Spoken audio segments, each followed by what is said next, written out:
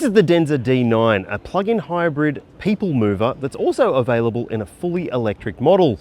And in this review, I'm going to show you what the interior is like, tell you about the powertrain options and take it for a drive and tell you whether you should be excited for it because it might be coming to Australia. So let's get to it. Thanks for subscribing. Let's go.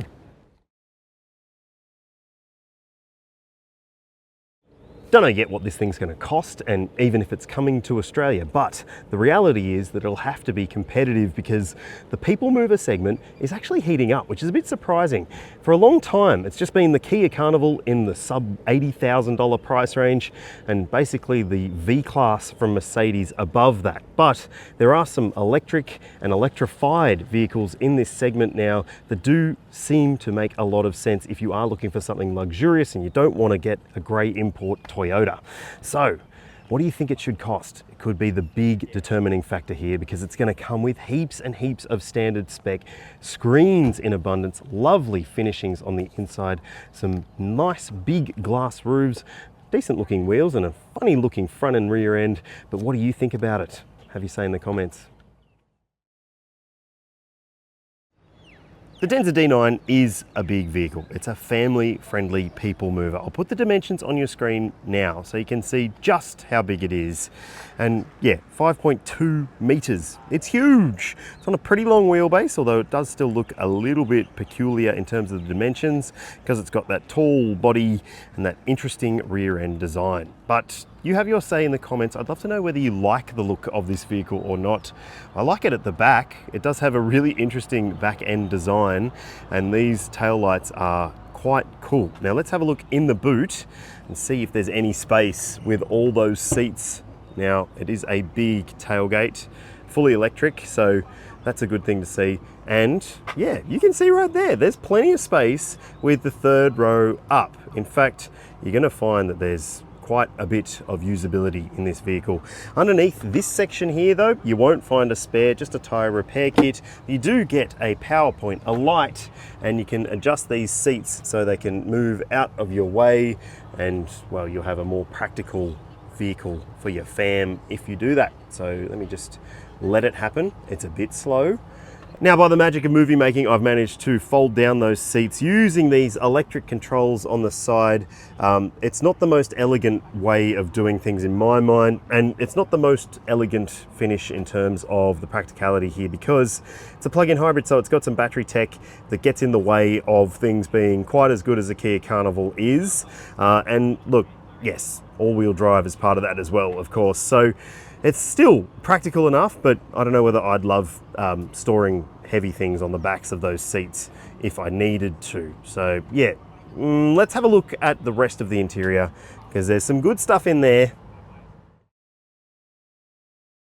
All right, here's the interior of the Denza D9, and obviously it does have some of the typical BYD traits in terms of the screens. So you've got a fully digital instrument screen there for the driver. You've got a head-up display as well, as you can see there. And you've got this big touchscreen media system as well. And obviously it's still got the same sort of things as other BYDs. Down here you'll have a control panel for a lot of your climate stuff. You've got a number of different menus on offer as well. So you can cycle through specifics if you want to. And there's a drop-down menu with some favorites too. And I think that it is pretty easy to get your head around. Like, I haven't had much time to get my head around it, and it's intuitive because it's similar to lots of the other cars in the BYD lineup. Now, I want to call out the climate control settings. So you do have a few different adjustments here. You can adjust the front, the rear, you've got fragrances as well, which is pretty bloody cool. You've got an air quality monitor, and yeah, it's easy to get your head around all of these controls so far, as far as I can tell anyway. Now down here you'll find a wireless phone charger. You've got a lot of buttons down here, but still annoyingly in the piano black finish. You can switch it between EV and hybrid there, and your drive mode selector is there. There's a couple of cup holders between the seats, a big center console bin too, and these seats in particular are excellent. They are super comfy. These pillows, wow, they do make a difference, let me tell you, and the finishing is really quite impressive. There's another screen over there for the passenger too, and another screen up here. I don't know if you like screens, but if you do, you're gonna really dig this car. There's a big glass sunroof there and an even bigger one back there. But actually, let's jump into the second row and see what the space is like. Of course, it's got electric sliding side doors, and just have a look at these seats. They are something else. Very, very primo looking. And let me sit in them and show you how comfy I can get. Now, let me close the door here. Yep, you've got a little button there. Yep, so you can easily close the door. You've got great things like sunshades in the back. You've also got a window. Yep, it actually opens. Some other people movers don't have opening rear windows. And there are screens back here too. Yeah, screens in abundance in this car. It is really big on the screen technology front. Makes some of the other so-called luxury vehicles in the van class seem well outdated, I would say. Now, there's other great amenities here. So let me show you some of these things. You've got a flip-out table here, which obviously is going to be handy for kiddos on the longer road trips. There's another little storage section down here. Same on the other side. And in here, you'll find a very interesting thing. A refrigerator.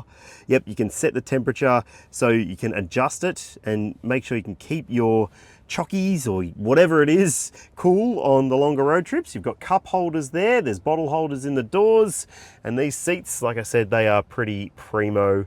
There's plenty of adjustment, and you bet you've got screens for them, baby. Yeah. This is the sort of tech that you can't find in some very, very expensive vans.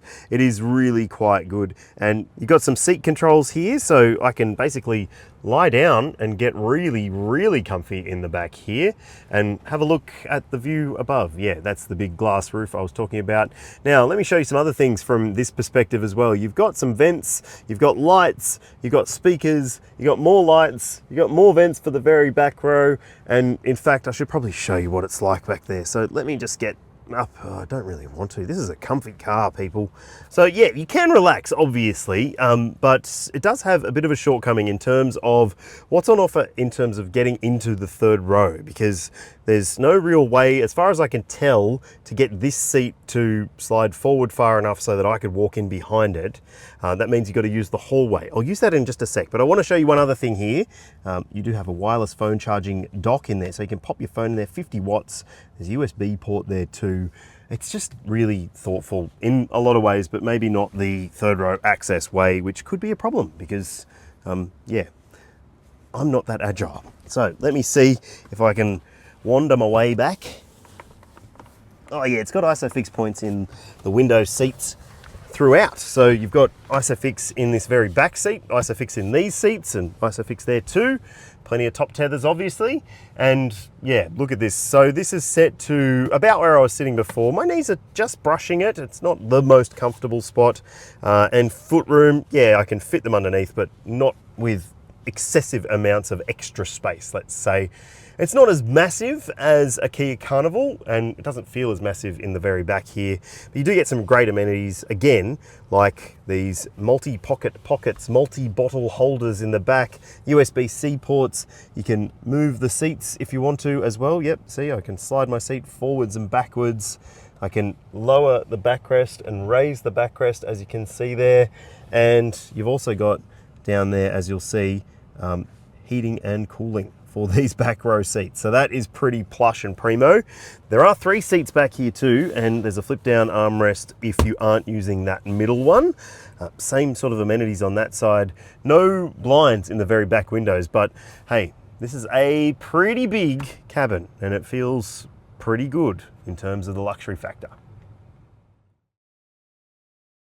Under the bonnet of this plug-in hybrid version of this people mover is a 1.5 litre turbocharged petrol engine, which offers a decent amount of grunt in its own right, but it's paired up with some electric motor technology and a big old battery pack. Well, there's 2 different choices of battery packs, but we'll get to that in the next section of this video.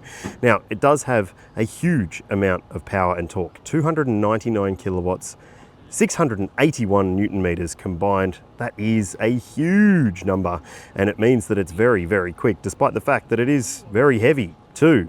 Now, let's talk range and charging stuff.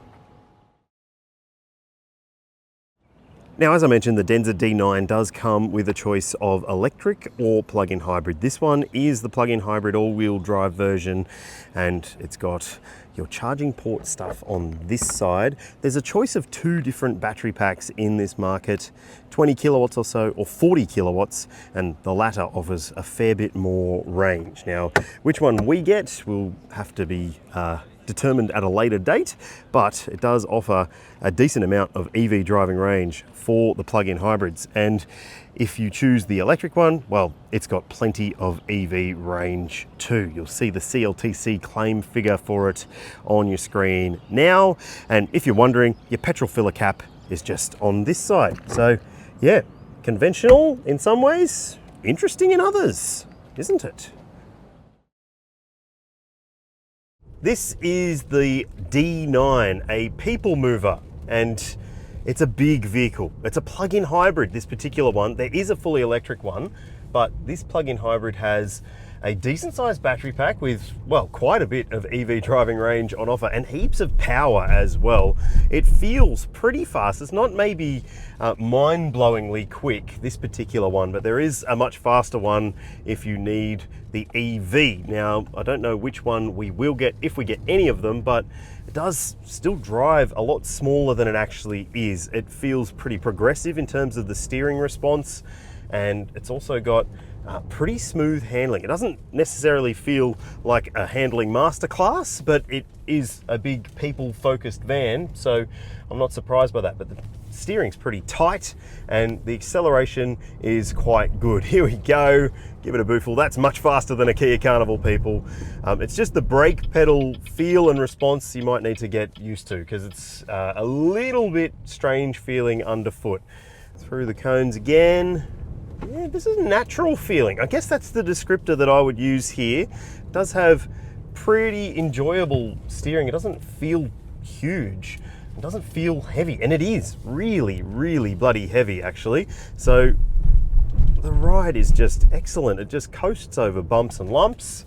Now, this is not an Aussie road, so it's maybe not representative of the actual lumps and bumps that it could encounter if it comes, but I like it, and I think it's going to be a success if they can get it at the right price. That will be the big defining factor, I would say. But in terms of the drive experience, well, it's primo. It's maybe not the most engaging, but I don't think it really bloody needs to be. And it still handles pretty well, and it's got a tight turning circle for a big family-focused van. And that acceleration is just excellent. And then you've got the EV range, like I mentioned earlier. So, an interesting proposition. Sub 100K could be a really good choice. The pricing and specs for this vehicle could be the real consideration for it. So what do you think it should cost? I'd love to know your thoughts. If it does come to Australia, would it be a real competitor to the likes of the Kia Carnival and even those more expensive people movers like the Lexus LM and Mercedes V-Class? I'd love to know what you reckon. Thanks for watching and thanks for subscribing. I'll see you when I see you.